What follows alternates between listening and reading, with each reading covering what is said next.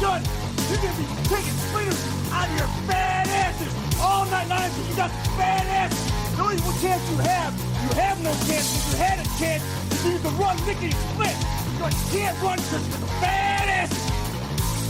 Well, Ric Flair, you know what? I'm not a normal-looking athlete myself. You know what I'm talking about? I've been in the gyms a lot. It's a privilege and an honor to walk out with Ole Anderson, Lex Luger, and the Omni tomorrow night. I am not a happy camper. What is Bully Ray's motivation? You know I know he loves sugar. But I check my pocket. I don't have no donuts. I don't have no cheeseburger. I know you love sugar, but I ain't got none. To be the man, you gotta beat the man. And I'm saying, woo, right here in Nashville, Tennessee, pal. I'm the man. Look at a match for the total package Lex Luger and Super Brawl. Super Saturday? What is it? I don't know what it's called. What is it called? Super Bowl Saturday. Super Brawl Saturday? You don't lose faith in winners. And Ric Flair, day in and day out, every day of his life, just keeps winning and winning and winning. Ric Flair! New York City, Ric Flair! You're gonna find out what hard is all about! I do exactly what I want to do. You say I'm insane. I say thank you very much. Make a good lucha thing. I hate God! Hit the deck! Yes! We love you, Scott Steiner! Today, woo, I've got the style and profile like never before. You guys talk about being students of the game. I am the game, JR.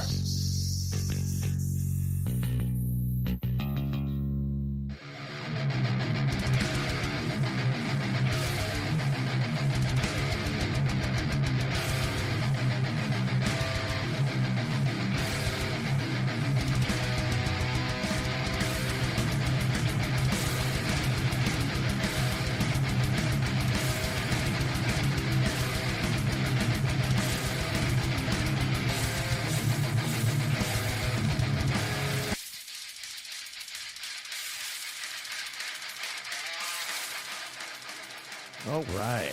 What's going on, everybody? Hope everybody's doing good tonight. It is Friday. I am Solo. Smart is in the chat. I'm glad for that right there. And I'm trying this also on YouTube. So if you guys want to jump on in the YouTube, the link is in the Mixler chat. So if you guys want to jump on in there, I'm going to throw some pictures up while I'm doing the show. I don't know. I'm going to see how this works, if I can do everything at one time. But if you guys want to join me on YouTube live, I'm there. I know I've never done this before. It's kind of a test. I've mentioned this to Smart before. He's down for it. So figured I would test it tonight, see how good I could do, see if I could work it, just see what happens. So I am live on YouTube. It is a little bit behind Mixler. Hopefully I'm sounding okay on YouTube. I haven't tested this. This is sort of a test. Hope I'm not echoing or anything. I shouldn't be. I've only got one audio source running. Everything should be good. So I'll see how this goes. I don't know. But anyway, I'll tell you what I can do. But anyway, now when you guys see me looking over here at this other monitor, now you know what I'm looking at over here. But like Smart said, got the bunk beds behind me. This is a crude. I don't have a background or anything or a banner. This is kind of just rude and crude. And just want to, like I said, testing it out, seeing what's going on. I guess I can knock out the plugs real quick. I'm just going to go ahead and, why don't I just play this royalty-free song I was playing? Excuse me, everybody. So, yeah, why don't we do that? That means I want you guys to check out the High Marks. Go ahead, check them out. They're over here on YouTube, too. So go ahead and check them out on the Metal Mitt Network. That's right, Metal Mitt, M-I-T-T, two T's in Mitt when you type that.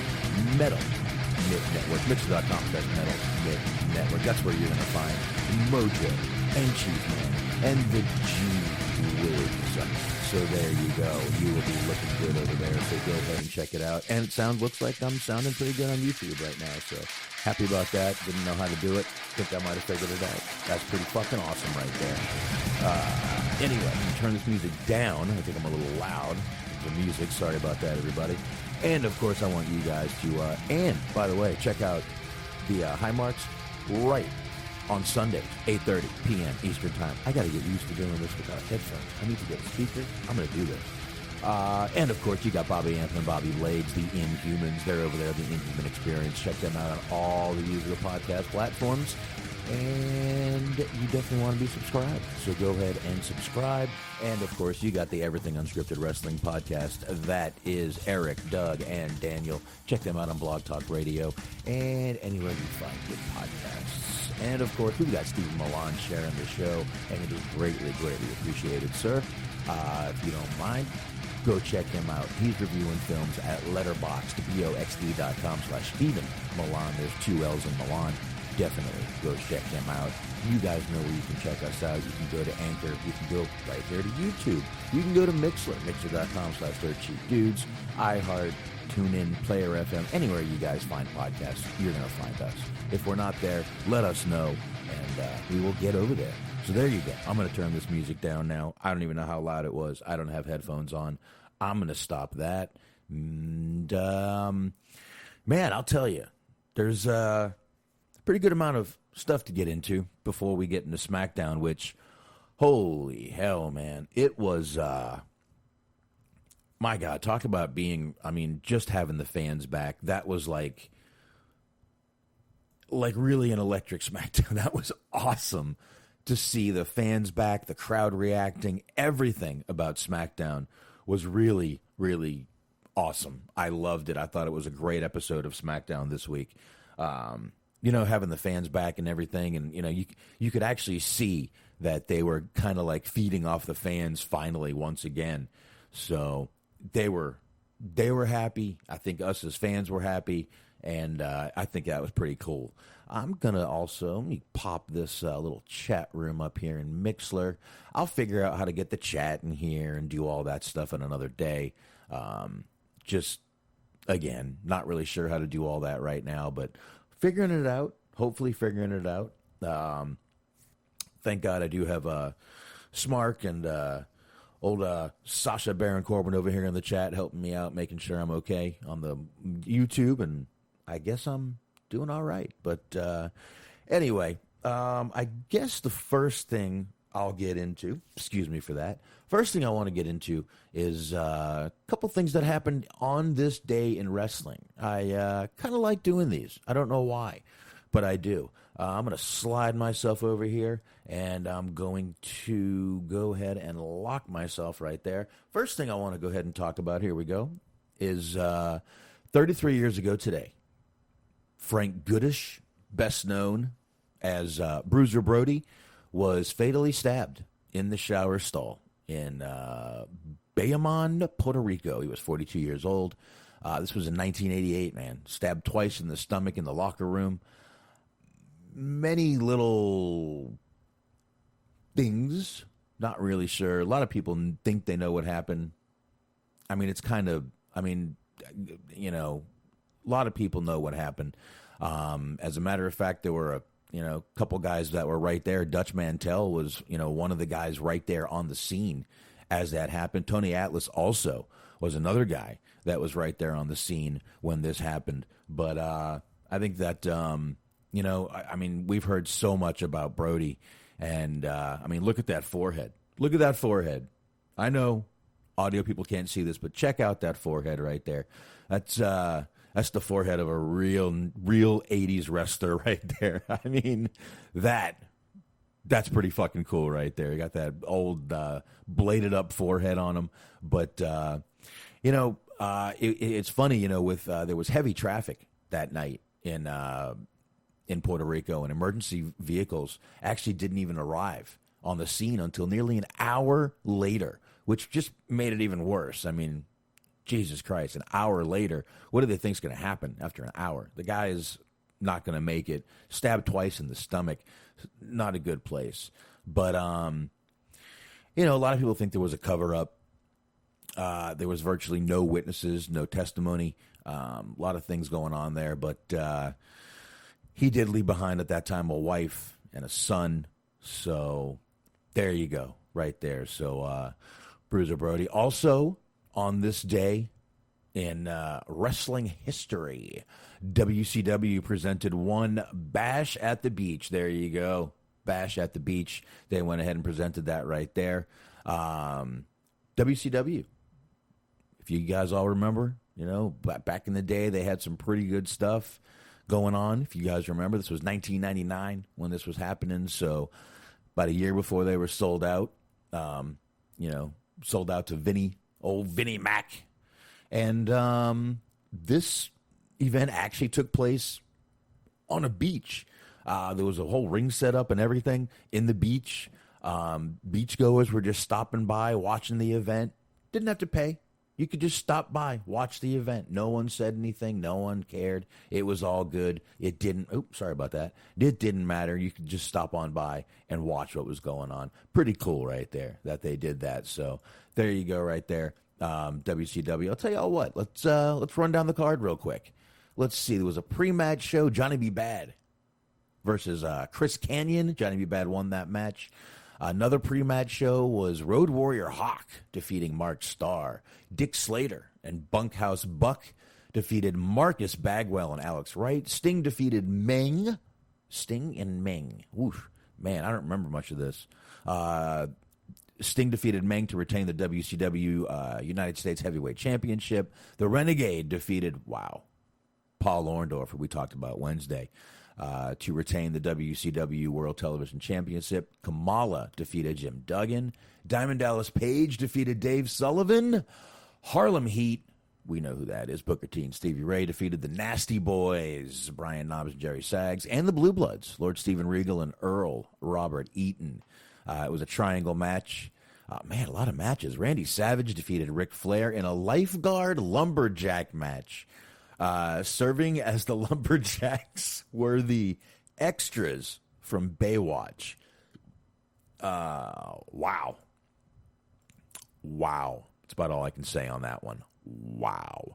Hulk Hogan also defeated Vader in a steel cage match to retain the WCW World Heavyweight Championship. There's an interesting side note to this, that this was the first time WCW had used the escape the cage rule for a steel cage bout in their company's history. All the other ones in the past were contested by either pinfall or submission only. So this rule changed. The reason for the rule change, so Vader would not do a pinfall or submission job for Hogan after Hogan said he wouldn't do the same when the feud began. So this was kind of one of those little rules. They went ahead and said, well, fine, neither one of you have to pin anyone. You can fucking walk out of the cage. How's that? Now, a few days before Fall Brawl, right after this, Vader did get into a fight with Paul Orndorff and was fired because of it. So there you go on that right there. Let me see one thing real quick. Let me just get rid of that right there. Let me get rid of this Bash at the Beach picture right here. And let's get into the next thing I was going to mention. Speaking while we're talking about, and here was the, real quick, we can do the, this was the set right there for Bash at the Beach. I know it's a small picture, but there it is right there. You see they were right there on the beach. Pretty cool. They just kind of sanded it off there. So you don't need to see that real quick, but that was a quick picture I decided to throw in there. And we had Heat Wave 2000, 21 fucking years ago, obviously, 2000, from the Grand Olympic Auditorium in Los Angeles, California. I got to tell you, I don't remember this. The event is most notable, though, for a confrontation between ECW and a few wrestlers from XPW at the time. The confrontation began when Christy Mist grabbed Francine. It quickly escalated, and the locker room emptied. The brawl even continued after the show. But run down the card real quick. I've only got one more thing to mention on this thing, and then we'll actually get into real wrestling news. Sally Graziano defeated Balls Mahoney. Kid Cash, Danny Doring, and Amish Roadkill defeated Simon Diamond, C.W. Anderson, and Swinger. Jerry Lynn defeated Steve Corino. Chris Chetty and Supernova defeated the Baldies, Tony DeVito and Angel. Angel was getting to be a regular there on the old THT show for a while. If you want to go back and listen to those, he's on a few episodes with us. He actually reviewed a WrestleMania with us. Really, really good guy. Let's see what else we got here. We've got Yoshiro Tajiri defeated Mikey Whipwreck, Little Guido, and Psychosis in a four-way dance. Rhino defeated Sandman to retain the ECW World Television Championship. Rob Van Dam defeating Scotty Anton, and Just Incredible defeating Tommy Dreamer in a Stairway to Hell ladder match to retain the ECW World Heavyweight Championship. So there you go. That is what happened right there. We got one more thing to get into here, and that is 20 years ago today, Terry Gordy passed away of a heart attack from a blood clot. He was 40 years old. So, you know, he was found in his home in Saudi Daisy, Tennessee. Hope that sounded familiar to me, and that's because that is the home of my co-host, is in Saudi Daisy, Tennessee. I hope he doesn't mind me saying that, but that is where he lives. So there you go. It says at the time of his death, he was survived by a son, 2 daughters, 1 nephew, 1 niece. His son, Terry Jr., did wrestle as Jesse and Slam Master Jay. I bet y'all remember him for a little while. Retired in 2010. And his nephew, Richard Slinger, wrestled in All Japan Pro Wrestling Noah before retiring in 2005. So there you go on that also. All right. So there you go. That's everything that happened in wrestling history today, July 16th. So, I don't know. Like I said, I kind of like doing those right there. I'm not quite sure why, but I do. Something else we can get into here. This was also mentioned already on SmackDown with Bianca Belair and Sasha Banks winning an ESPY award, both of them, for that match at WrestleMania.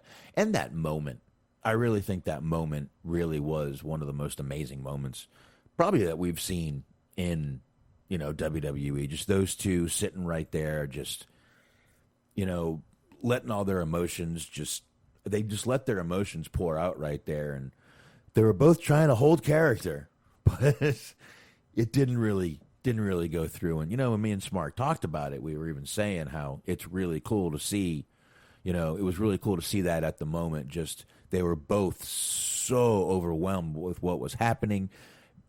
They both knew what was going to happen, and their emotions got the best of them. And my God, they became human. Holy hell, how dare they become human? But really good moment. I thought it was pretty cool for both of them right there. But you see, Sasha Banks had a little tweet. She put out a little tweet with by the ESPYs saying it's boss time after she won the award. Bianca Belair also put out a little tweet of her own, sitting there. Once again, can someone start letting this woman do her makeup? Because I don't know who's different doing her makeup, but in this picture, by the way, she made the dress she's wearing. It is a red, glittery type dress. She looks absolutely gorgeous. She's standing there with Montez Ford right there. Oops, sorry, you guys see the picture of it right there on YouTube. But really, really, really, what a beautiful girl. Especially, I don't know. Not that WWE makes her ugly looking, but she just looks so much better, more natural looking, and that's what this makeup looks like.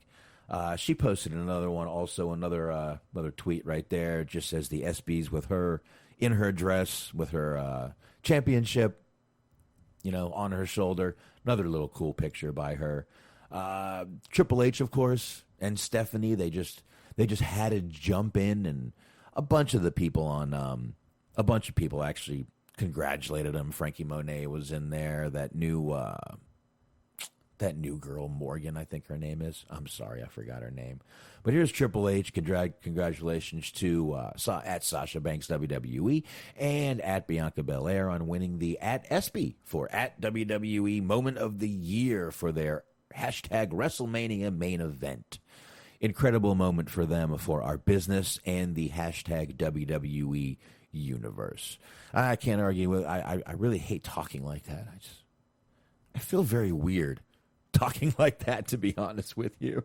So I don't know, but I shouldn't do that. Stephanie also chimed in, of course, making history in and out of the ring. Congratulations to at Bianca Belair and at Sasha Banks WWE, the first female recipients of the ESPY's Best WWE Moment for their match at WrestleMania 37, becoming the first black woman to main event. And then it's got hashtag ESPYs. Not just for that, just that match, their moment, everything more than just the fact that it was two women of color that were in the ring, that they had an excellent match. Number one, they made history. Number two, obviously, but the moments those girls had in that match will just always be remembered. That little, her crying, Sasha after the match, getting caught, basically crying down there, so happy, smiling for Bianca Belair. Those are the things I think more people are going to remember. But it was pretty good. I'm glad they won an award for that. That's pretty cool right there for them. Going to get rid of a few pictures over here while we're going through some stuff, so I can just trim it down a little bit. And there we go. I'll probably have to figure out a better way to do all this right here before I probably, not even knowing it, delete myself accidentally. But I'm liking this YouTube thing. Kind of wish there was kind of liking this YouTube thing, to be honest with you. Pretty fucking cool. I like this. I'm going to get more of this. Maybe get a banner, background, something like that. See what happens. I'll figure out what to do more.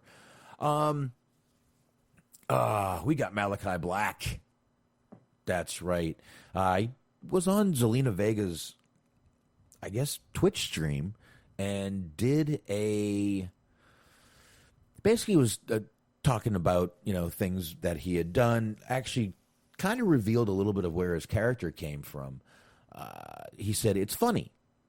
The reason I did this is because this is actually how I wanted the WWE version to be, said Black. When I started, I wanted to come in as a heel, and Hunter, we all know that's Triple H, wanted me face. If anyone has ever seen any work of me on the independents, you would know that the gimmick I was portraying in the WWE was an amplified version of what I did on the indies.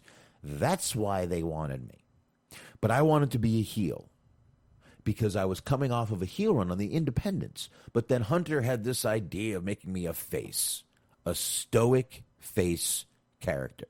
So I had to switch from being this obnoxious, sadistic, possessed by a demon guy to the same possessed demon devil guy, but then having remorse. And I have to find the middle ground with that. And I had to find the middle ground in that. And how would someone who is like that find remorse and show remorse by being stoic and having a problem expressing his emotions? All right, there's another paragraph after this. But I want to get into that paragraph. I can't say I disagree with the guy here. I mean, yeah, he was coming off of this great, thing, great heel run as Tommy End on the indies, this badass guy. And, like I said, I didn't know much about him. Luckily for my former co-host, I heard a lot about him and went and looked at him a little more. So Tommy End was really awesome. I liked a lot of the things he was doing. Now, for him to go in and want to do this heel character and Triple H to just kind of deny it. I agree. It's hard to be a dark babyface character. I know Undertaker did it. This isn't Undertaker, guys. This character was a little more, even darker than Undertaker. Undertaker might have, been this cemetery type character, but this character here was supposed to be, like he said, almost demon possessed. And then now he's got to be this, demon possessed guy with feelings. It's like, how the fuck do you do that? I mean, that can't be easy to be doing. So I'm going to grab a beer real quick. Where's my beer? It's on this side. All right. I'm going to grab me a beer. You guys know I said I was going to do some drinking tonight. Me and the wife already had 3 shots. Vodka's already gone. Cheers to everyone out there. Beer one. Beer one. And how about a little puff of the old vape? I know I shouldn't vape. Leave me alone. If I don't, I'm going to smoke. Because I got cigarette smokers at work. My willpower is shit. Let's just say that. So I definitely agree with him here that it's hard to take that character he did and make it a babyface. He even got it over for a little while, but it just wasn't the same. It just was not the same, that character.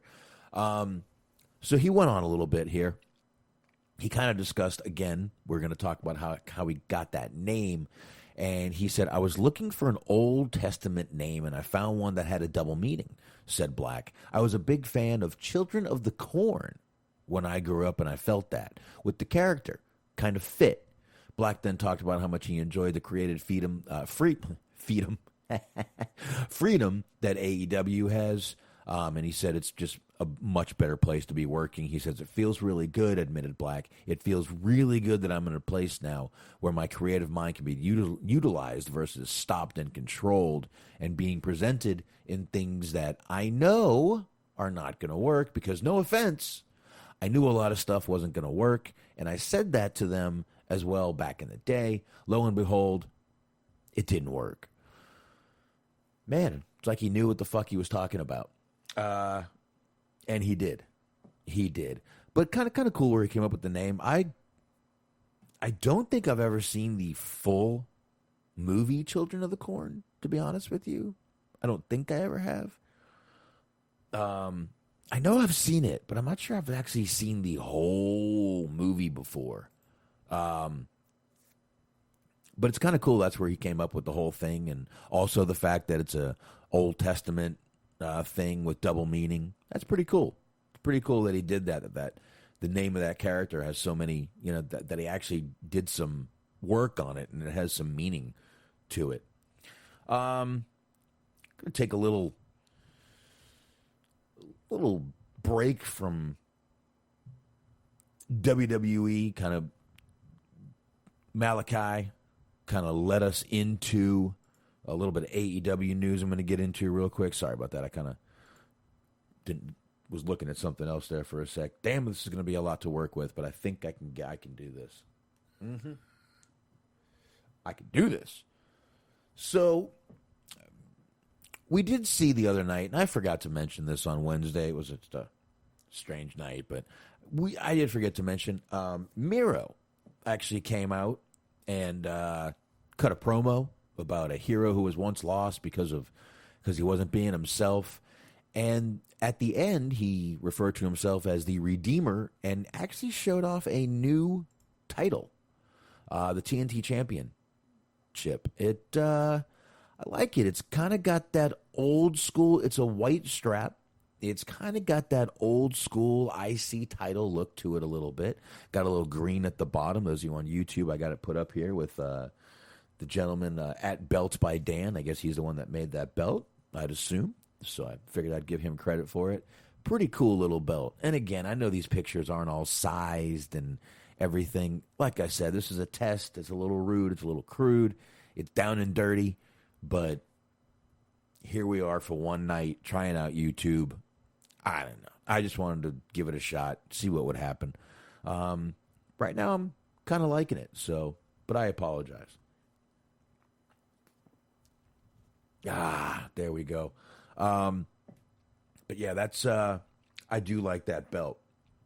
I do like that belt. It will look great on Hornswoggle. You know, it kind of looks a little Irish there. So we could put it on Hornswoggle. Maybe Sheamus will come over. We could drop it on him too. I don't know. We'll see. Or is he Scottish? I don't know. No, Drew is Scottish. He's Irish. What the fuck? Who cares at this point? But there you go. There you go. I'm sure we'll be able to get replicas of that very soon. But the title does look good. Miro's really doing a great job out there right now. I'm really happy to see that they kind of got away from. They were kind of going the WWE route with him for a little while. You know, making him sort of a goofy, fun-loving kind of Miro, the best man. Yeah, hey, I'm the best man. Let's get a rumshata wedding, bachelor party, whatever. You know, I think that was the name of it. But I'm glad they decided to cut away from that. I don't know if maybe Kip getting hurt was a blessing for him. I hate to say that. But they broke him away from that group. And he is doing awesome right now. He's that monster that we all wanted in WWE. And they had him come out there as that for a little while. But then they just decided, oh, well, you know, he's got a great personality. Let's really show that personality. So that's what they tried to do with him. And a little weird, but I'm glad they got him doing this now. He's out there just killing son of a bitches. And that's what he should be. That's what the fuck he should be doing. Exactly what Miro should be out there doing. Look at the guy. He's a fucking brute. He's a fucking, looks like a bruiser. He looks like he'd kill you in a fucking real fight. Put that guy out there and let him do exactly what the fuck he's doing, because he's believable at what he's doing. So, there you go. While we're on some AEW news, AEW went ahead and took to its Twitter account, and they do have some new Street Fighter merchandise crossover stuff going on with a lot of their characters right now. I got a little picture of one right there. If you, but they're all over right now. It's pretty cool. This, I'm a big martial arts fan. I'm a fan of a lot of the old school games. I mean, I go back to the '80s with Karate Champ. Oh yeah. I fucking loved that game. Street Fighter, I love. Tekken, Double Dragon. Oh, you go back and I'm a Double Dragon man. Loved Double Dragon. Double Dragon 2, I wasn't as crazy about. But Double Dragon, my God, I spent so many nights, days, dumping quarters in Double Dragon. When I was a kid, I lived in North Carolina. My aunt, actually, she's passed since, but my aunt worked at an arcade. So after school, my parents, you know, they both worked. So she would come pick me up really quick. She'd basically meet me at the bus stop and take me to the arcade. She would give me a cup full of coins and let me go. I played Karate Champ. I played Joust. I played Galaga, Zaxxon. I don't know if you remember that one. Joust was one I really liked. I liked Cubert too. I would just hang out at the arcade till my parents came and picked me up. You know, and sometimes, you know, my dad would work late. My mom would work late sometimes. My mom was in retail at the time. My dad was in sales, so he would take customers out. There were times, you know, we were there till it got dark and she was getting off work, and I'd just be sitting there playing all kinds of games, man. Loved playing all those games back then. Fucking Asteroids. Oh, man. Those games back then were so much fun, and I was just so young and getting free coins to play games all day after school. Not so bad. Not so bad. It would have been in Cary, North Carolina there. So those were good times. But Street Fighter was another one. I believe that came out a little later. 90s maybe. But Street Fighter, good one. I even like the movie. Go ahead, laugh. I don't care. I liked the movie. I did. I liked the movie. But let's go ahead and roll on from that. Let's get into a little bit of Britt Baker. news here. We do have some Britt Baker stuff to go ahead and talk about here. We can go ahead and get going on it. There she is, Britt Baker, looking good. Got the title right there with her. She was on Vicky Guerrero's Excuse Me podcast. I honestly forgot Vicky had a podcast. But here we are. Executive Vice President of Impact, Scott D'Amore. It wasn't actually Britt. It was Scott D'Amore. And he was discussing a topic. And it's being said that Britt Baker has already approached him to face Deonna Purrazzo in a cross-promotion match. Now, we know they've been doing some stuff already with Impact. Is it working? I think we all know it's not. I don't know if they know it's not yet, but we all know this ain't fucking working. But right now, Britt Baker is one of their top draws. She really is. Britt Baker is one of their top draws on this show. So maybe this could get a little more. So anyway, Scott D'Amore was on Vicky Guerrero's Excuse Me podcast and was talking about it a little bit. And he says Baker already asked him when she's going to be able to get her hands on Knockouts champion Deonna Purrazzo. Champion versus champion match. That'd really be a good match right there. And Scott D'Amore says, that's a great question. And look, I get it tweeted out at me and everything all the time, says D'Amore. All I can say is from our perspective, look, I got cornered by Britt Baker down in Jacksonville a few weeks ago, and she's like, when do I get Deonna? I said, hey, Britt, oh, come on. We've always said we have an open door policy. Yeah, you might want to rethink that. And we're open to do it. You know the deal in wrestling sometimes. That's a lot of hurdles to jump through, but I think the relationship with AEW has been fantastic. And by the way, just throw this out there. There's a hat tip to Fightful here for the transcript there. So he continues going on. He says, I think Tony Khan is a breath of fresh air in many ways in the wrestling industry. And it's just been great to deal with a person who is in a different company where there's honesty and transparency. And it's like, hey, let's do that. You know why? Because that's cool. What the fuck? We share our vision for a world like that. And I love to see it because, I mean, whether it's Nyla Rose or whether it's some of the many other talents that you have there. That was a little bit of a word salad, a little bit of a jumble together. This would actually, I think, this could draw. Like I said, Britt Baker is one of their top talents on the show, I believe, right now. And I'm not even just saying top women. I'm saying top talents on that show right now. I wasn't sold on her in the beginning, but she is really, really just that. When she got injured, she just became a whole new character, and I started liking it. She was doing unbelievable at that time, and it hurt. She wasn't even wrestling. Hurt. This woman was doing absolutely amazing. So I really enjoy her now. She's honestly, I think she's great, and I think this match could actually do something. And Deonna Purrazzo has a little bit of steam right now. She was let go from WWE. A lot of people were surprised by it, so she had some steam going on with that right there. And I don't know. I think out of all the things they've tried, this match right here could actually get a little bit of steam and might actually do something for one of the shows. Lord God, do not have this match on Impact. Oh, please. I don't think they would anyway. I'm just saying. Beer. Cheers to all you out there. All right. But, yeah, this match here, I believe, could actually do a little something. Maybe move the needle.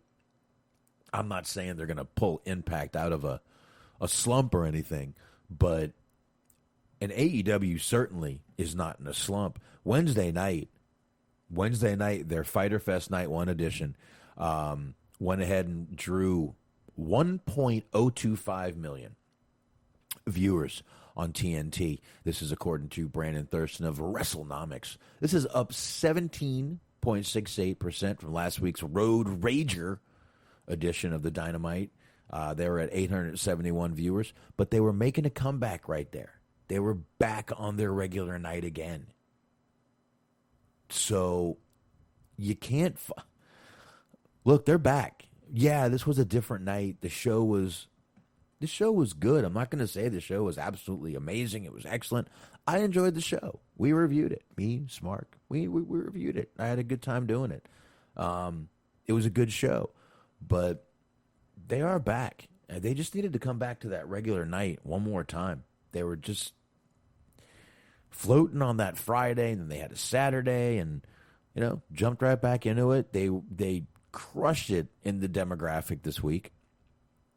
They were up 21% in their 18 to 49 demographic, so that's important to them. So good for them right there. I don't know. Good stuff for them. I'm really glad they're doing their numbers again. I think people were starting to, not going to say they were starting to worry, but I think they were starting to worry a little bit. So, all right, let's get into another little thing right here. Speaking of some of the women going on in wrestling a little bit, let's go ahead. I didn't mean to put that one up. Let's go ahead and talk about Bayley. That's right. Everyone, my God, she's out for 9 months. She must be pregnant. She has to be having a baby. No, right here on YouTube, you can see right here. She's got a little picture right here. She is not pregnant. She is not having a baby. She had ACL surgery yesterday, actually. We all know last Friday they did the whole announcement that it was going to be Carmella with the match we saw tonight. And in an update, though, Bayley did tweet, can't wait to miss the first show in front of fans again. I blame you for this. Thanks a lot. And she's in her hospital bed. She's got a little thumbs down going on. But there you go. So she was looking forward to not seeing you scummy fans back there again. Man, she's going all Weebs always has the best comments. I'll tell you that right now. Hold on. Prego, the awesome Kong Maria gimmick. Yes. I mean the Becky Lynch gimmick, the Lacey Evans, same gimmick. And Weebs, I don't know if you know, but I am live on YouTube if you want to jump on over right now, and you can check out the show there. I think right up there, if you look up top, you can get the link. Actually, I'll go ahead and post it one more time in here. For anyone coming on in the chat room, I am live on YouTube tonight. That's why the chat room is a little scarce. There you go. One more time. Post it on in there. I don't know. Kind of liking this over here. So, all right. So there you go. Bayley, once again, not only having surgery, but keeping the heel character going, which she's great at anyway. So, now we're going to go from that to, this is an interesting little story here, I got to say. I guess there was a charity auction that Pete Dunne was doing. There you go. There's Pete Dunne right there in his female gym teacher greatness coming down to the ring.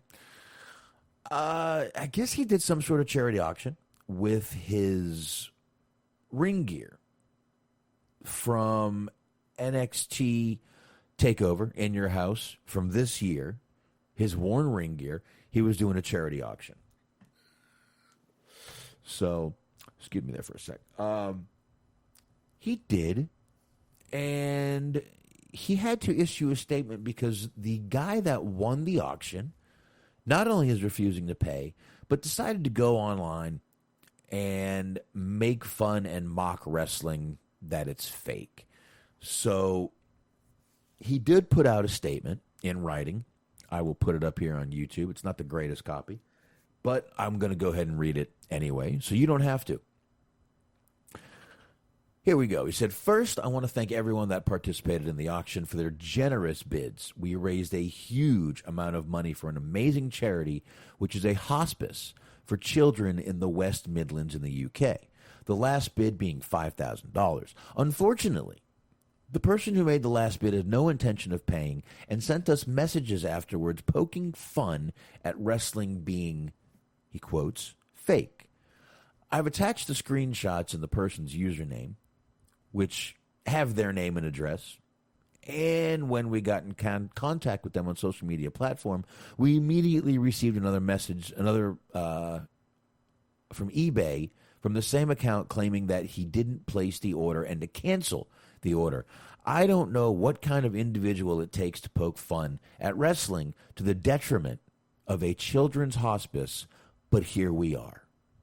I will leave my DMs open for the next couple of days. If you made a bid, please message me and let's see if we can work out who had the highest bid before this idiot snuck in at the end.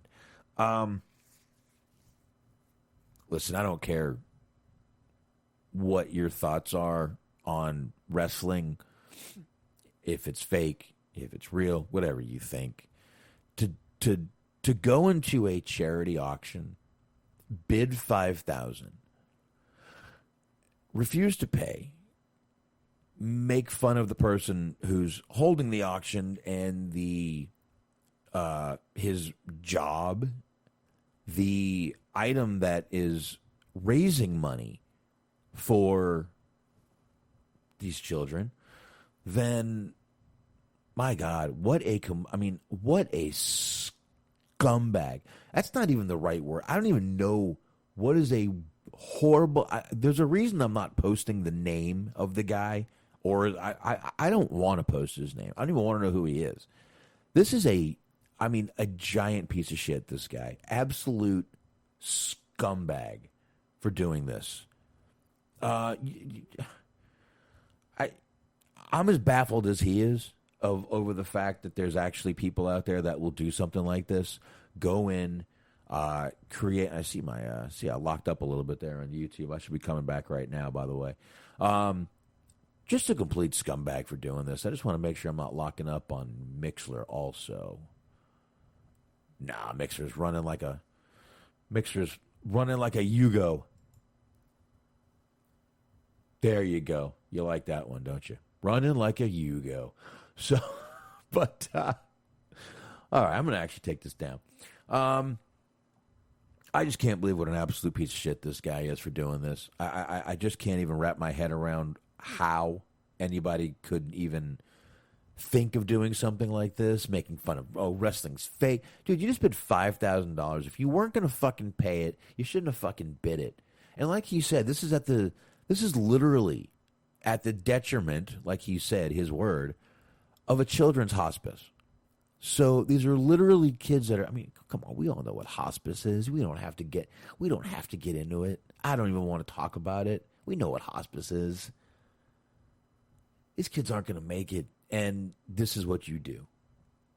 This is what you do. $5,000. And you just, fuck you. And you even go on eBay and tell them, it was fraudulent. I hope eBay says, fuck you, pay me. That's right. I hope they go Goodfellas Paulie on these son of bitches. Oh, you didn't mean to bid on it? Fuck you, pay me. That's what I want right there. I want Paulie from Goodfellas. That's right. Fuck you, pay me. I hope eBay does that.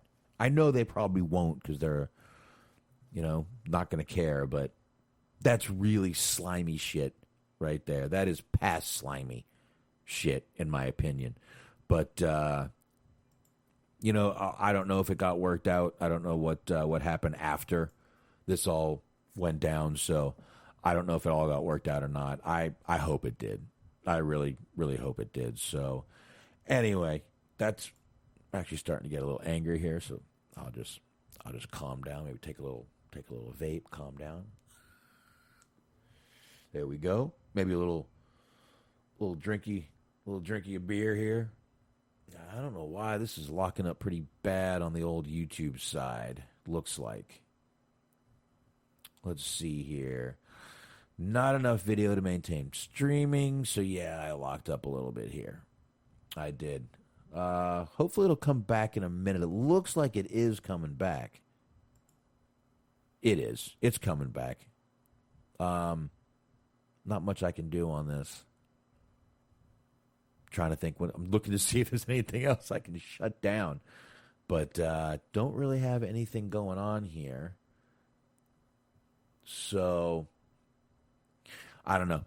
I hope you guys can always go back to Mixler if you need to. And if this doesn't work, then I'll figure out a way to run it on both computers and not have everything going on the same computer here. That might be the problem, actually. But this thing says it's not running as bad, but it looks like I'm locked up. I'm actually going to refresh the old YouTube here and see if that helps at all. So, all right, we're going to move on anyway here. A little bit. Take a sip. There we go. All right, looks like I'm still over there. Somehow, some way, still on YouTube here. All right, now, let's go ahead and go here. We got Walter. Walter, we know that they announced yesterday. Actually, I believe it was a couple of days ago. They announced that Walter has a severe injury. He was supposed to have a match with, this guy's name, Ilya Dragunov.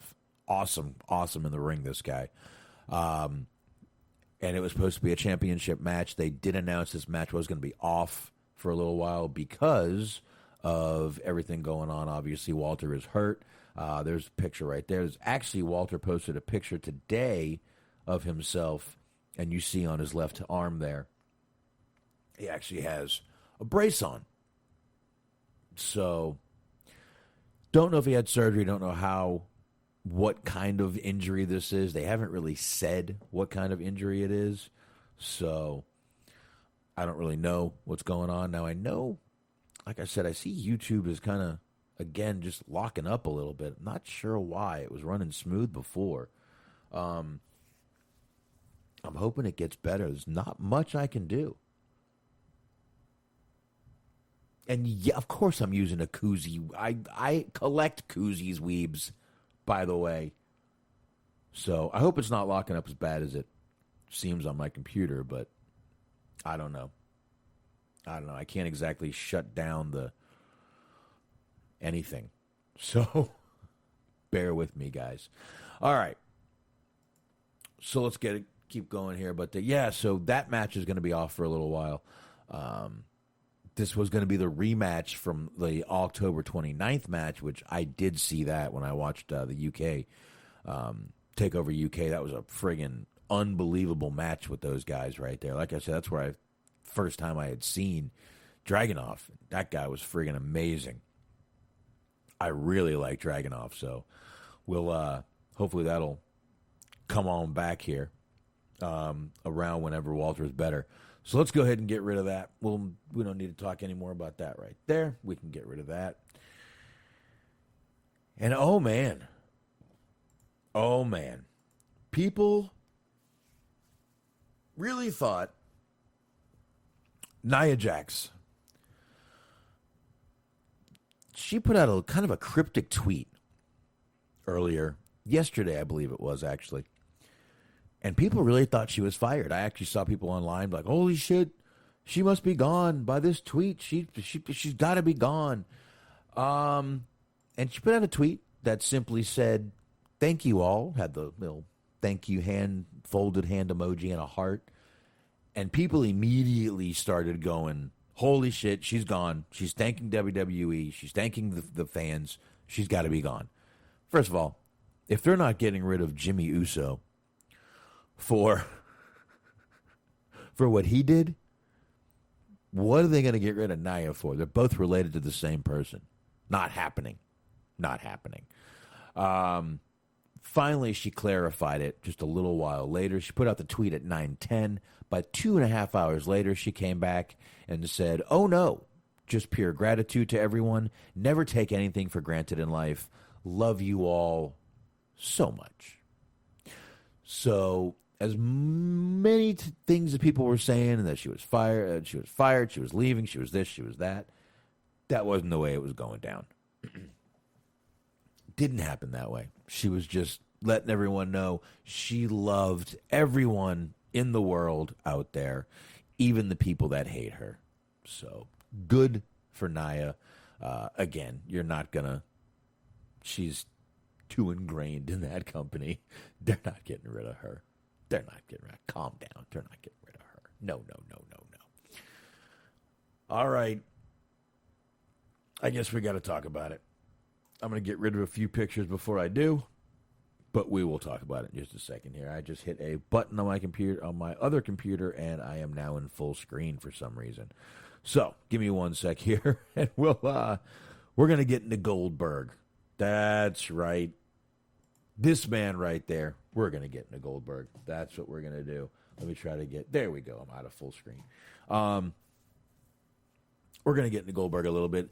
Rumor has it that WWE is suggesting bringing back Bill Goldberg. He does still have a contract for, I believe, 2 more matches. So they could bring him back. Rumor being that he's going to go against Roman Reigns. Some other people are saying that this could happen. That's right. Goldberg versus Lashley. I got to be honest with you. I don't care to see Goldberg back. I know he's not that bad, or this, or that. He's this, he's that. I don't know. I'm just not crazy about Goldberg coming back. I'm not happy about it. I know he's not going to come back. He's not going to have these 30-minute break, bust down matches that are going to be out there. He's not going to be doing that. I know he's not going to be coming back and doing a whole big thing, but there's no reason. It's like, oh, well, we can't come to a deal with Brock. Let's bring back the other guy with the, 90s tattoo. Is that what we're doing now? Just bringing back other guys to replace other guys? Is that how it's going? Oh, there we go. Got Dirk in the chat. Weebs is back in the YouTube chat. Thank you guys for coming on over and joining me. Like I said, I'm just testing this out. I know it's down and dirty. Got the bunk beds behind me. Like Smart said, I look like I'm in a jail setting. This would be a very fancy jail. Look at those beds. Little wood there. This side. There we go. The wood over there. Holy shit. This is confusing, and I'm not drinking enough. So there you go. Yeah, I just don't see the reason to bring back all these guys. They're talking about bringing Cena back. People talked for years. Oh, I can't wait till Cena's gone. Cena's gone.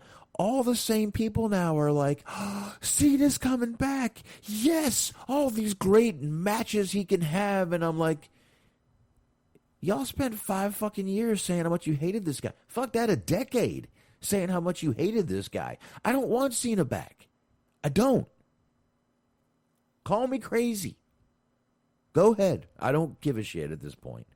I don't want Cena back. I don't want Goldberg back. I want them to push the stars. They're pushing. They're pushing now. I want them to keep pushing Lashley. I don't need Goldberg to go in there and possibly take. Come on. We all know how they treat Goldberg. I don't want Goldberg to be that guy. I don't want Goldberg to be that guy. Oh, stop it, Weebs. I'm not blocking my fellow Jew. He can go do something else. He's got plenty of money. He can go do something else, God damn it. That's it. This picture's gone. I don't even want to look at him anymore. God damn it. Before I get Bobby Anthem to come in here and talk about Goldberg, you better calm yourself down, sir. We all know Bobby Anthem's thoughts on Goldberg. Go back in the archives to check that out right there. Actually don't have a lot more, to be honest with you guys, but do have a few things we can get into tonight. Obviously, we have Money in the Bank. I'm going to do predictions for that. I'm going to talk SmackDown still.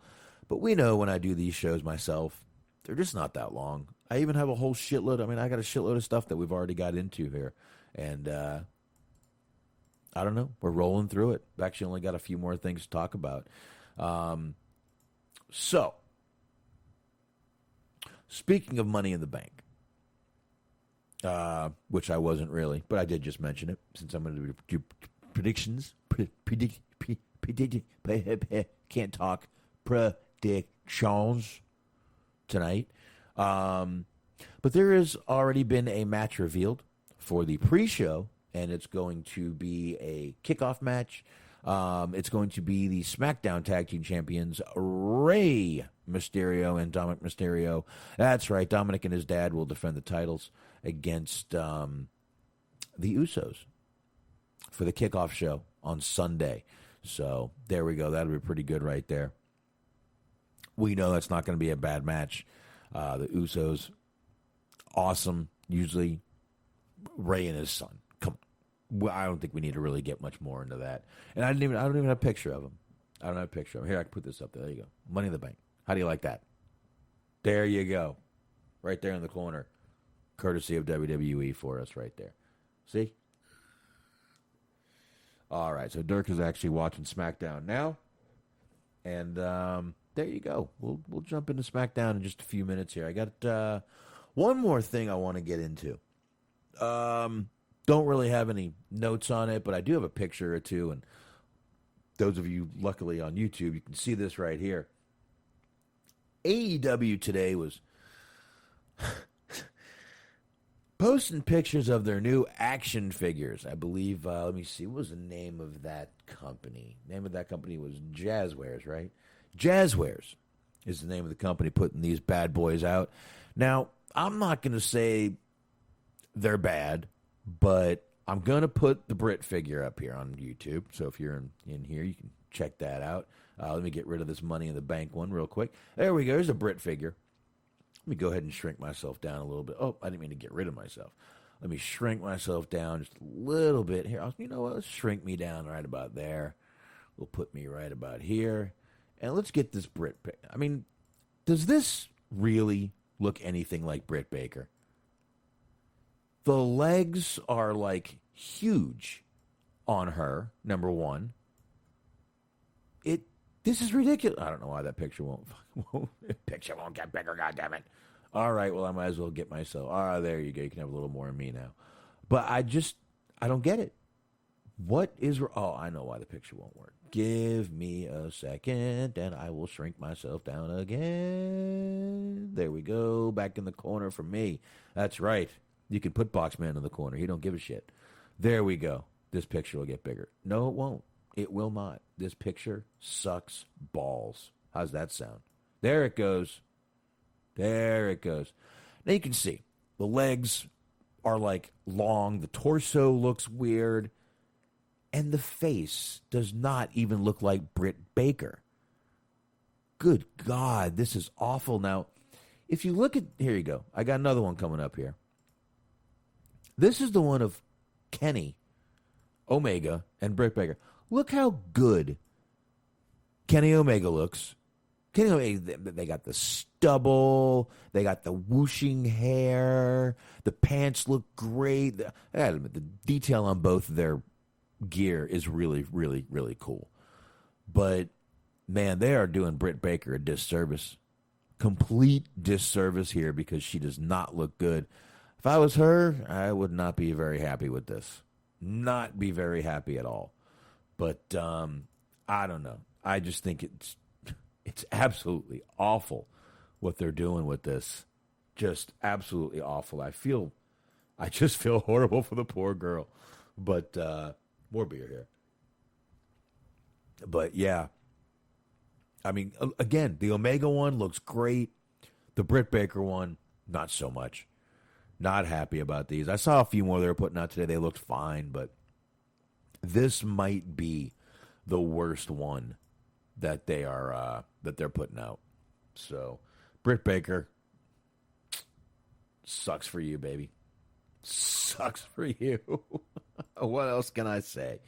All right, so there we go. We got all that done. So I guess what I can do real quick is I can open me up a little more while we talk a little bit more. I will go ahead and get into... I'll tell you what. Let's see. What do I have here? What do I got left here? SmackDown and predictions. That's it. I got SmackDown and predictions. And then we're going to get out of here. So let's get into SmackDown real quick. I don't have any graphic or anything for it, so you guys are just going to have to bear with looking at me. Hey, how are you? I'll put me back in the middle here so you guys don't have to look in the corner. So there you go. You're going to be looking at me for a little while. We're going to talk some SmackDown, though. This was the go-home show for Money in the Bank, as we've been talking already. Again, man, thank God. Good God. Thank God we have fans back in the stadium, because it at this point, it was a huge necessity. When you see what a difference in the atmosphere of the show, what a difference in the wrestlers themselves. We have a new set. We had Mr. McMahon come out, and I didn't completely hear what he said. I think he said, "Where you been? How you been?" Something like that. And he just walked off. Takes a bow, walks the fuck off. Not a goddamn thing we can do about it. But it was pretty cool. But the fans, man, the fans. I may mention them more than one time tonight because they brought this show to a new level, in my opinion, tonight. I loved it. I just think they brought it to a whole new level. We even have a virtual drone. I don't know if you guys saw the virtual drone walking around there, just kind of floating around in the air. You know, they can't see that in the stadium. I'm fucking with y'all. I'm just fucking with you guys. I'm kidding. I'm joking. But, you know, I just want to let everyone know there's 14,496 in attendance tonight at the Toyota Stadium. You know how I know that? Because they told me 12 goddamn times tonight that there was 14,496 in attendance. There was about to be 14,496 people that were crying when Carmella almost won. There was 14,496 people that were about to be shocked when this happened. Oh, I get it. You have close to 15,000. You should have just said 15,000. I would have been happier. I mean, still don't say it 12 goddamn times in one fucking night, but I probably would have been a little happier. So there you go with that. Of course, we had Roman starting out tonight. We had Paul and the Usos. They're right there with him, of course. I just love how when Roman's walking to the ring, you have to watch Paul. Believe it or not, Paul is more entertaining than anything there. Paul is literally just in awe of Roman, holding his hands, just looking at him like, oh my God. He's amazing. He's beautiful. It's almost what he's looking at him like he's a beautiful specimen walking down to the ring, which we all know Paul's good at doing shit like that anyway. So, but it was really cool seeing that. I know he's done it a ton, but again, Ray and his dad come out. Oh, I'm sorry, Dominic and his dad come out.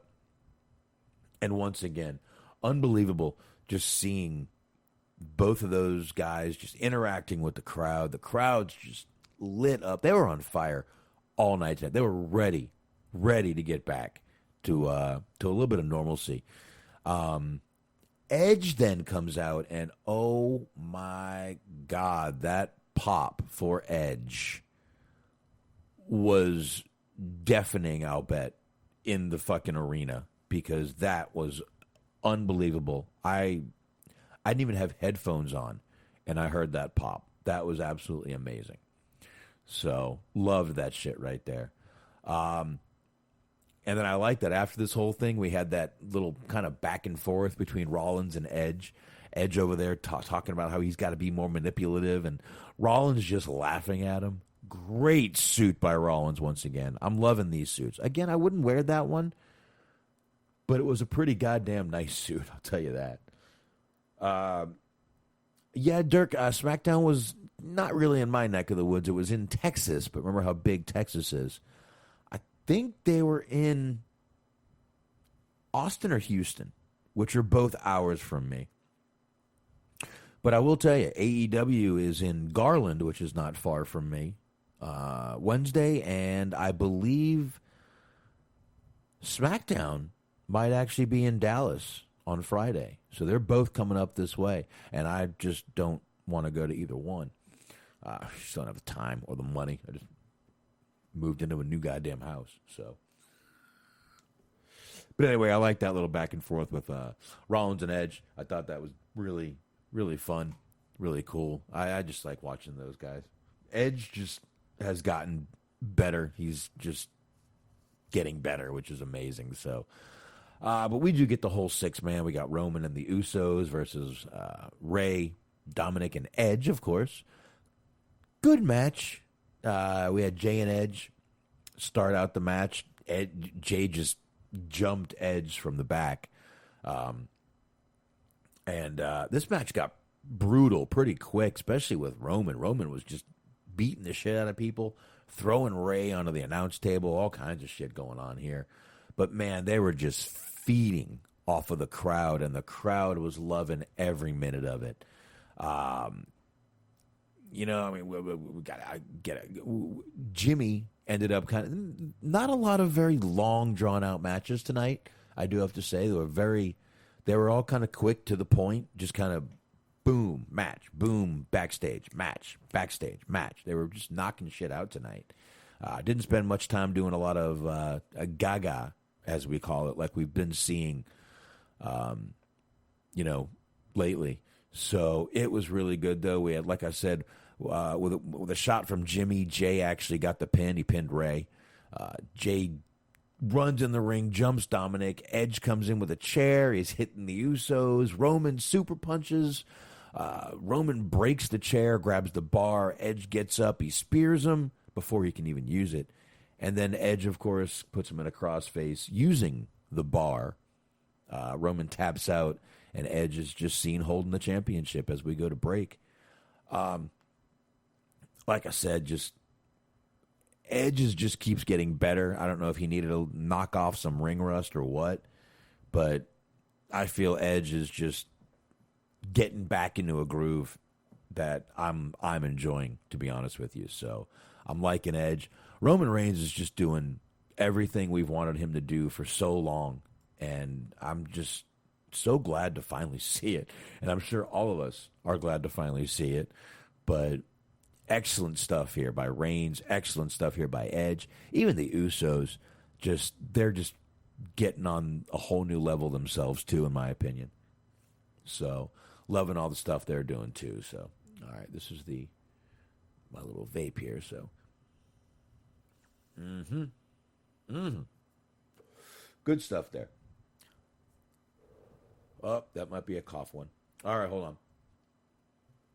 There we go. Now, Weebs, you said my koozie earlier. I get a lot of these free, number one. And number two, you won't hear me put the can down and make noise. See? Dual use, my friend. Dual use. And yeah, Dirk, it was in Houston, so I'm not even sure how many hours Houston is from me. Big state. Big state. We had Sami Zayn out there, though. He's complaining about the conspiracy to keep him out of the Money in the Bank match. Loving this Sami Zayn still. Crowd was, you know, it's funny. He was trying to say, oh, the crowd's not with me. Yeah, they actually were. They actually were with him. But he went along, you know, kind of turned it on him, and I thought it was kind of cool. I just like this. Sami Zayn is almost like this Castro-type character, this refugee, you know, political prisoner or whatever. I think it's pretty cool. But we did have Finn Balor tonight making his return. I mean, he came down, pulling the lapel on the leather jacket, showing his junk to the people in the front row. And Sammy went to run at him, and Balor kicked his ass. But yeah. But yes, Balor was showing his junk. That's what he does. He shows his junk to the front row. That's what that whole thing is about. People going, the fuck? Get your junk out of my face, dude. Good to see Balor back. Number one. Really good to see Balor back, and it looks like they're sticking with this whole Prince thing. That's fine with me. I got no issues with it. I got to admit, I'm a little shocked to see Balor coming back, I thought he was pretty happy over there in NXT, but let's face it, he kind of, after Cross, what was left for him to do in NXT? Who else was he going to feud with in NXT. After Cross, after Dunn, after that whole thing, there was no one left for him really to go through in NXT anymore. So I guess he kind of just ran his course, and they decided to have him come on back. You know, been long enough. Maybe they traded. Maybe that was the trade that Mandy Rose for Finn Balor.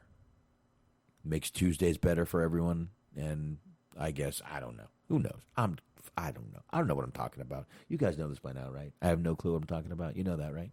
Okay. All right. So after that, again, just great to see Balor back over there. We'll see what they can do with him. SmackDown, I think, was a much better place for him to go. I think he was on Raw before. I think SmackDown's a much better place for him. I think he can excel better on this show than getting lost in the Raw shuffle, which is what's going to happen if he gets back on Raw. We get Shotzi and Tegan Nox, who once again they're just calling Nox now. They've fallen in line. Even the announcers have. They're making their way to the ring in the little tank. The TCB, taking care of business. Tank. And it's Shotzi and Nox versus Natalya and Tamina. We have Liv and Zelina Vega on commentary. Zelina Vega just looking as good as she ever does. Liv looking as good as she ever does, too. Somehow at the end of this match, which I'm not sure, I got to admit, I'm not quite sure how it ended. But I did know at the end of this match, the only woman standing was Liv Morgan. So that pretty much means she's not winning the Money in the Bank ladder match. I hope y'all know that. I think we figured that out. All right. So, I don't know. Like I said, I wasn't sure. I kind of had to walk away. Got a few things going on tonight, but definitely wanted to do this. And like I said, I'm really glad I'm trying this out on YouTube. I'm happy. I really want to see how this is going to work, how it's going to come out, and we'll go from there. I'm liking it so far. We got Carmella versus Bianca Belair. This is for the SmackDown Women's Championship. Obviously, this was the replacement match from Bayley, which we talked about a little while ago, obviously. Great pop for Bianca, number one. I want to put that out there. That was a really good pop for Bianca. Even got a shot of an old man awkwardly dancing. So that lets you know how over Bianca is. You have old men dancing for her with signs. He had a sign held up and everything. Really good to hear the crowd get enthusiastic about Bianca. And they should. And they should, because she's awesome in the ring. My God, this woman got a good match out of Carmella. She got a decent match. Not a great match. A decent match out of Carmella. But Bianca Belair just out there once again showing her strength, showing her talent, showing what she can do out there. And the crowd was really behind her. And I thought it was really nice to hear. Once again, we've got that crowd. Just these people are feeding off of this crowd again. And it's just great to see. But again, not a bad match. Of course, Bianca retained. I think we all knew that was coming. We got Toni Storm coming to SmackDown next week, and I'll be coming too. Let's just leave it at that. Hey! Y'all know what I mean, right? Right? Am I right? Huh? Nudge, nudge. Am I right? Yeah? Yeah? Yeah, all right. Okay. Maybe I'll just sit here after the night and repeat myself. No, I'm not going to do that. Once again, Toni Storm coming next week. Awesome, right there. I'm happy to see that. Alpha Academy. Otis and Chad Gable, of course. We got Otis versus Cesaro. Had a little backstage segment with Otis. I just love how Otis, halfway, like 1 week he'll come out with a little stubble. Next week, he's just looks like he's totally clean shaven. It's pretty cool. I'm really liking this Otis, to be honest with you. I didn't care if it was a bearded Otis or a non-bearded Otis. That finally became the beast that we know he is, that he probably would have been better at, the heel that I was waiting to see. I didn't give a shit if he had a beard or not. Does make him look about 20 goddamn years younger, which is just shocking to me. How a guy, I mean, I don't know. I've never had a beard. I mean, I've got a 1 day stubble here, and it annoys me already. I'm itchy. That's why I keep doing that. But I've never had a beard, so I don't know. But little backstage segment where Otis gave Cesaro a little shot to the gut before their match. And truthfully, this match wasn't a long match, and it didn't need to be. No one was giving a shit about this match between Otis and Cesaro. To be honest with you, what they really wanted to see was Cesaro swing someone. That's the only thing the crowd gave a flying fuck about, was seeing Cesaro swing someone around and around and around and around and around. All they wanted to see. Cesaro gave it to him. Didn't get to give him a lot before he was kind of crushed down by Otis, and Otis just took him out pretty good there. So, but I do like this. Once again, I like Otis as this heel.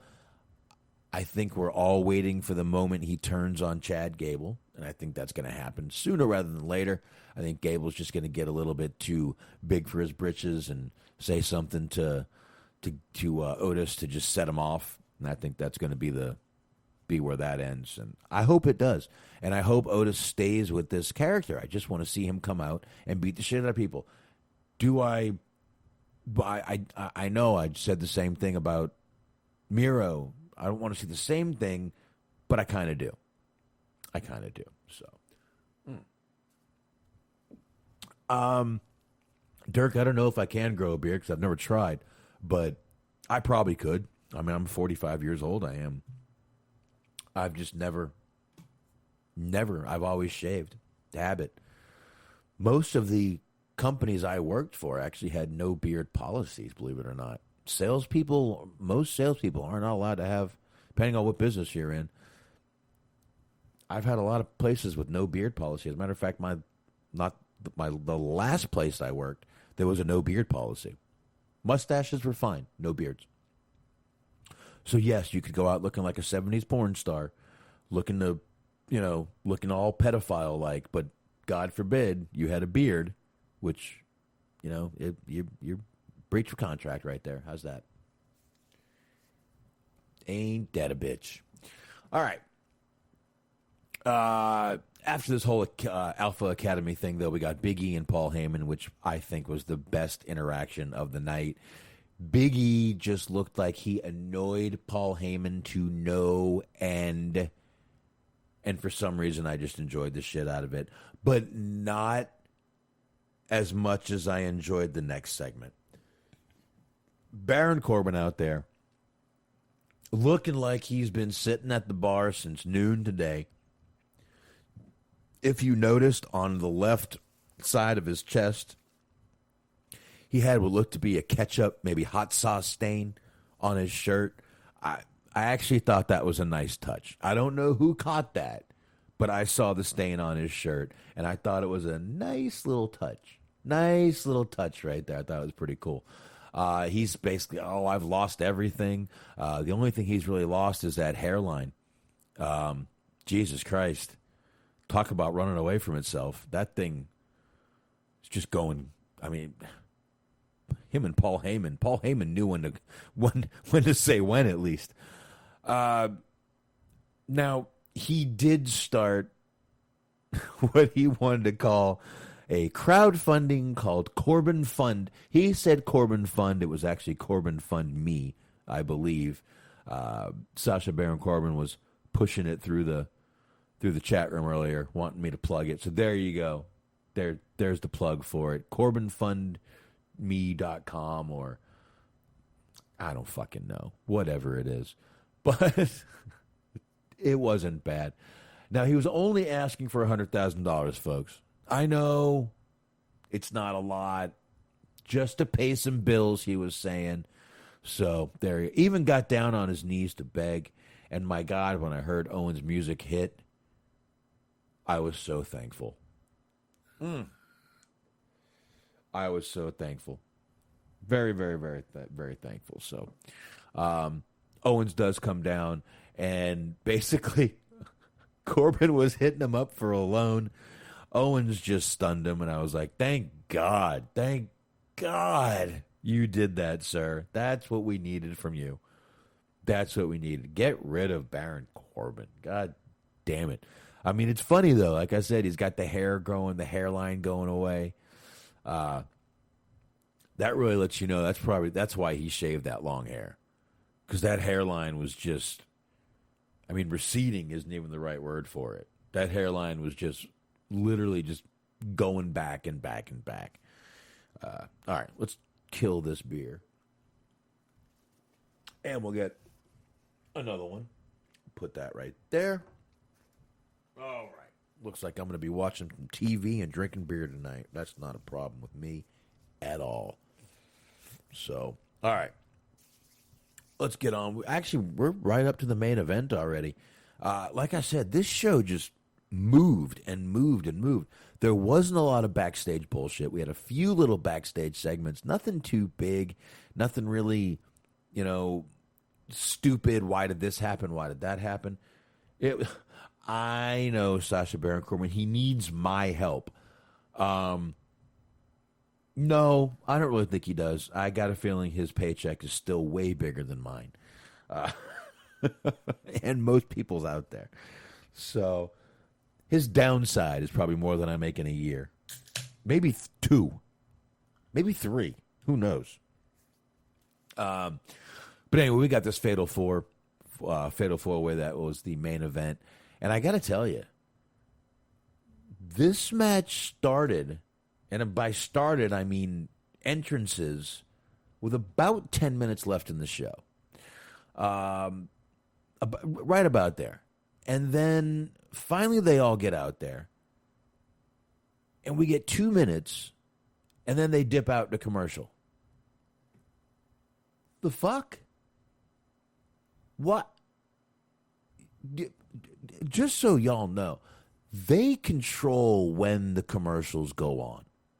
Okay?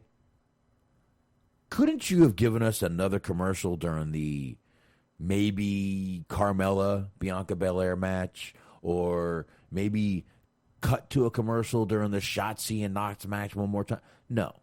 They wait until the goddamn main event, which really only has about 8 minutes left in it. Not even 8 minutes left when we come back. Because there was 8 minutes left when they went to fucking commercial. So there's like 3 minutes left in this match. Now, it was, again, Big E, Nakamura, Owens, and Rollins. Awesome entrance for Nakamura. Holy shit, was the crowd down with that entrance, and they're down with Boogs. I am down with Rick Boogs myself. I like that fucking guy. Again, the 80s rock scream. I love it. Reminds me of when Opie and Anthony did Rock Scream Tuesdays. They would have people call in and do the rock scream. Rock scream, don't die. Rock, don't die. Good. It was fun. It was fun. You guys should check it out. Check it out. Not only did the crowd like Nakamura's entrance, but seeing McAfee, Pat McAfee, whatever you want to call him, seeing him just, I mean, he's out there just kicking his legs and having a great time. He barely sits down. I think every time the camera was able to catch him tonight during a match, he was standing. He does not sit down. He is so fucking pumped about what's going on. And now with the crowd, he's going to be even more pumped, which is going to just kind of keep everybody going. So, I don't know. But the match wasn't long, but it was a good match. Quick match. Rollins ended up winning, pinning Big E, which I'm not crazy about. Yeah, I think y'all know my feelings on Big E. I think in my eyes, he's a future champion and should be a future champion. Not long in the future either. I think Big E should be in for a championship run very soon, in my opinion. I'm a big fan of the guy, so we'll see what happens with that right there. I don't know. I just hope, there was so many other guys in that ring that could have been pinned. I mean, Rollins could have pinned Owens, could have been Nakamura, obviously, but they ended up picking Big E, which doesn't make me very optimistic, unfortunately. So, all right. I'm looking here, and I think all we got left here is Money in the Bank predictions. And here's what I will do with Money in the Bank predictions. I will bring this up. I will put me back on the side, shrink that down a little bit more, put me back right there, and we will pop the Money in the Bank logo back up while we do predictions. There you go. How do you like that? Does that look good or what? Okay. There we go. Put me right there. There we go. We'll go right there. Money in the Bank predictions, baby. It's Sunday night. I know Smark's not going to be back, so I don't think I'm going to do anything live. Maybe I will. Maybe I'll jump on here with you guys and do it on YouTube. Possible. I could do that, maybe. I don't know. I'll think about it. I'll see what's going on Sunday. I'm finally having a couple days off after, going, this is 12 days now with no day off of work. I'm tired. But I don't know. I'll see what happens Sunday. If not, me and Smark will 100% be talking about this Wednesday night. I don't know. Maybe we'll do an after show. I'll see what the kids are up to on Sunday. We'll see what happens. All right. Let's go ahead and do this. We have, once again, Money in the Bank Sunday night. Streaming live on Peacock. You guys know that, though. You guys know that. All right. Rey Mysterio. Pre-show match one more time, as I mentioned before. Rey Mysterio and Dominic versus the Usos. This is a tag team match for the WWE SmackDown Tag Team Championships. I say the Mysterios retain, and Roman Reigns is extremely disappointed in the Usos for not winning. I think that keeps that kind of dissension going on between that team right there. So I'm going Rey and Dominic on that one. I'm just going to run down. I'm on Wiki. I'm just going to run down the card as it goes from 1 down to 7. I'm going to take a sip. Okay, next match here is one of the Money in the Bank ladder matches. It is the men's ladder match. It's Ricochet versus John Morrison versus Riddle, Drew McIntyre, Big E, Kevin Owens, Nakamura, and Seth Rollins. Okay, so tonight they teased Rollins winning, which makes me think they're not going to. Ricochet and John Morrison are more going to be the high-flying, crazy moves guys. So those guys are going to do that. Riddle, he'll do a few, maybe 2, but he's going to be your guy. Drew, Big E, you got your big man. You got your Owens for the big man, too. Nakamura, he'll do some crazy shit, too. And you got Rollins. So, let's see. I'm trying to break this down. I'm trying to make some sense of what they've been doing. I don't think, no way it's Ricochet. No way it's Morrison. Riddle, I don't see him carrying the briefcase. Drew, absolutely not. We've had enough of Drew. I don't need to see Drew carrying that briefcase. I want Big E to win. I really, really do. That's who I want to win. I'm just going to pick Big E. I mean, I don't know what else to do, but I think that's who, I know that's who I want to win.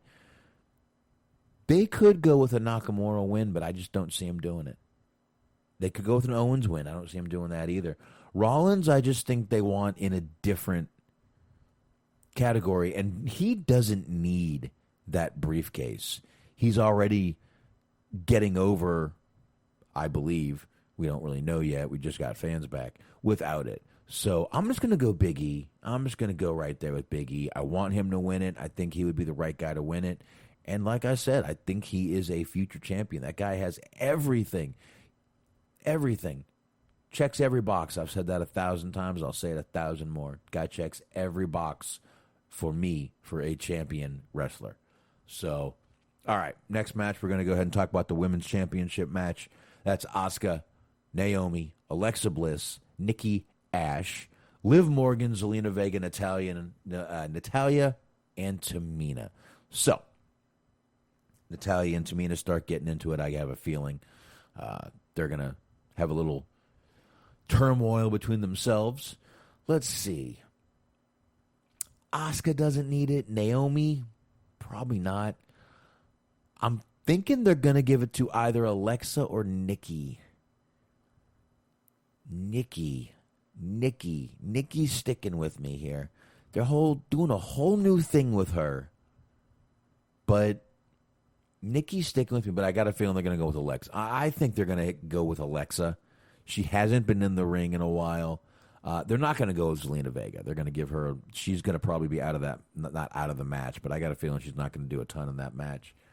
Yeah, I'm going to go with that. I'm going to go with Alexa on this one. I think I'm going to go with Alexa. I'm going to go with Alexa. So, all right. Got more people jumping on in the chat here. I think that's Sam. Sensible Sam. Hope she's doing well tonight. There we go.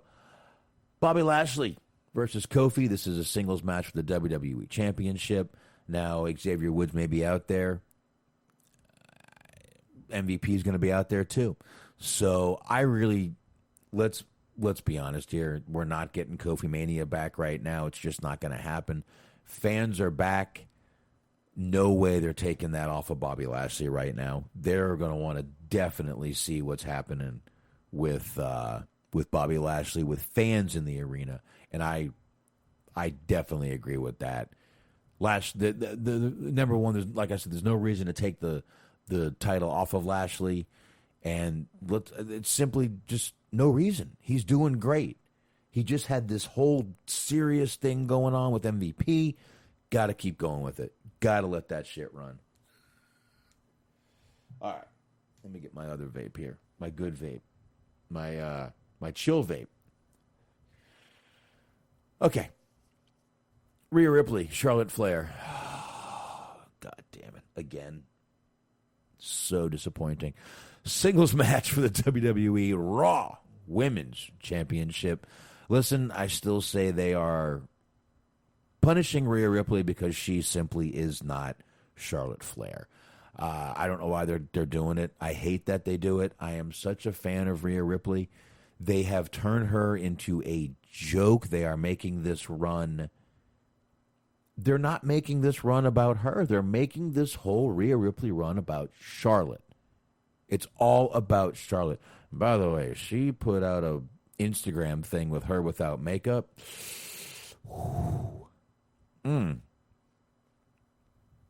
I've seen meth heads look better. I'll just leave it at that. But I want Rhea to win. Not only do I want Rhea to win, I want Rhea to win, and I want WWE to wake the fuck up and go, okay, we have people back now. Let's give Rhea the actual chance to really have a title run. But I want Rhea to win. I just don't have faith in WWE not throwing it on Charlotte. So, man. So do I go ahead and pick Charlotte because I have a feeling they're going to just dump it back on Charlotte because they're going to go, Rhea's had such a bad run, although you've never given her a fucking chance. It's almost like you set her up to fail. Fuck it, I'm going Rhea. I don't even care right now. I'm going Rhea. This whole situation with Rhea Ripley just has me pissed off. I'm sorry. It does. She's so much better than the shot they're giving her. Again, they've made this whole storyline about Charlotte Flair and Nikki Cross, now Nikki Ash. Rhea Ripley's been like the third wheel on a date in this right here. It's ridiculous what they've done with her. So, I don't know. All right, I'm going to flip these last two matches because I believe the Roman Reigns and the Roman and Paul match, Roman versus Edge match is going to be the main event. We've got AJ Styles and Omos versus the Viking Raiders. This is a tag team match for the Raw Tag Team Championship. Why take it off Styles and Omos? First of all, they've barely been on television. They're funny. I like what they're doing. Keep it on them. Viking Raiders are just going to kind of be that team that maybe they'll get the titles here and there. Maybe they won't. We'll find out. But I don't see any reason to take it off AJ and Omos. They had especially after the performance Omos put on Monday night, I see no reason to take it off of them. Definitely keep it on them and have Omos do more in the ring as they're doing it. So there you go. I've got that one right there. Last match now. Singles match for the WWE Universal Championship. This is Roman Reigns versus Edge. All right. All right. Roman Reigns versus Edge. Once again, why? See, this... Man, now I want to go back and change my Rhea Ripley Charlotte Flair because you can't have a pay-per-view like this with fans back and not one title change. You can't do this. So I'm going to have to go back to Rhea, and I'm just going to pick Charlotte. They're going to do it. With fans back, you don't think they're going to do it? They're going to do it. They're going to do it. Because they're not taking it off of Roman right now. Edge is not there to win titles. Edge is there to further storylines and make people look even better. Roman Reigns doesn't need help right now looking better. He's looking great in what he's doing, what he's saying. But Edge is there to just add a little extra luster. Put a little wax on it, I guess you could say. Ooh, wax on, wax off. Oh, yeah. All right, I got to get used to knowing the camera's right there if I'm going to do this on YouTube. Right there. Hi, guy. Hi. All right. All right. Roman Reigns. There's nothing. There's no reason to take this title off this guy. He's got the Usos with him. He's got Paul Heyman gaga over him as he's walking through the ring, literally almost praying to him with his hands in the, thank you pose, literally praying to this man as he's walking to the ring. And you really think they're going to take this title off him with fans just coming back? Absolutely not. Absolutely not going to happen. So, all right. Sam is saying Hogan released another book. Did he really? Yeah, give me a sec. I can look that up while I'm here, and we can see. Let's see. Hulk Hogan book. Let's type that. Hulk Hogan book. Did he really put out another fucking book? Oh, I put bull. What's a bull? Anyone know? Not a bull is a bad pronunciation for a bowl. Oh. Let's see. I don't see that. If you got a link, pop that bad boy up there. You can put it in either chat. I'll find it. So, yeah. Let's see. All right. I don't know. We'll see if we can get that up there real quick. Otherwise, we'll knock this bad boy out and we can wrap this show up. Had a good time on YouTube here, guys. Think I'm gonna have to try to do this. See what Smark wants to do. I know he has a webcam and a new computer, so I don't know if he's gonna want to do this or not. But like I said, I've talked to him about it before. He'll want to do it, like you said. So, all right. I don't see a link, and I want to continue drinking and doing stuff like that. So what I'm going to do is take one more sip. Cheers to everybody. Appreciate everybody jumping on in the chat room here, especially in YouTube. Let me see. Anyone even over in Mixer right now? I think everybody... everyone's in both chats. I appreciate you guys being in both chats. Thank you very much. But yeah, if this YouTube thing works out and everything goes well, I'll see if Smark wants to join. We'll get some things made for the sides here and have it looking a little more professional without the beds in the background. I'll figure out how I can do that. I'm sure there's a way to knock that out where I don't have to do it. But anyway, I'm going to go ahead and wrap up, which means I will go ahead and pop on the song. You guys on YouTube aren't going to be able to hear. You know what? I can fix that real quick. You guys on YouTube will be able to hear this, I believe, if it's coming through the right channels. But you know what? I can't do it. You won't be able to hear it, but that's fine. I'm going to wrap up anyway. I'll knock out plugs one more time for you guys, and then I'm going to go ahead and get on out of here. But I really, really appreciate you guys coming out here, joining me, especially when I'm doing these solo shows, guys. It really, really means a lot to me. So thank you very much.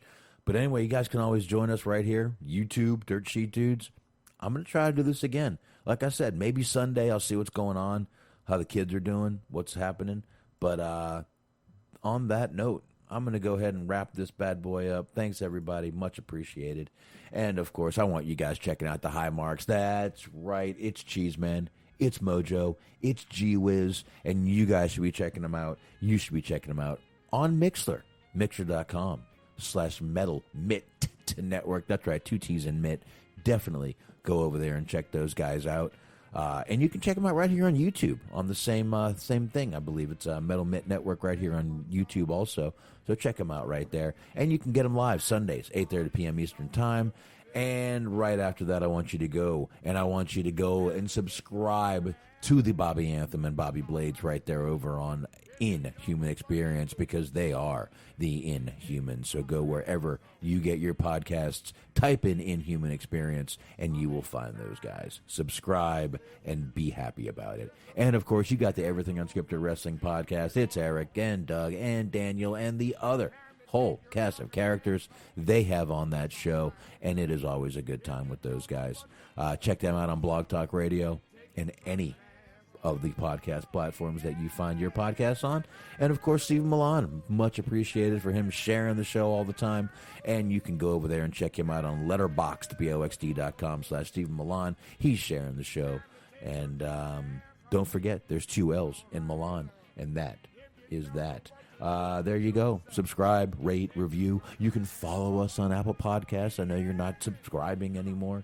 You can get us on Spreaker, Stitcher, iHeart, right here on YouTube. Of course, we're Dirt Sheet Dudes on YouTube, Anchor, and anywhere else you find good podcasts. And there you go, folks. Once again, thank you so much for joining me. YouTube worked out very well. I'm glad I got it working. I didn't have to make any tweaks. So thank you guys. We will. You guys have a great weekend, safe weekend, and I will see everybody Wednesday night, maybe Sunday. Who knows? On that note, see ya. Time for the band to hit the door. We're going home. It's time to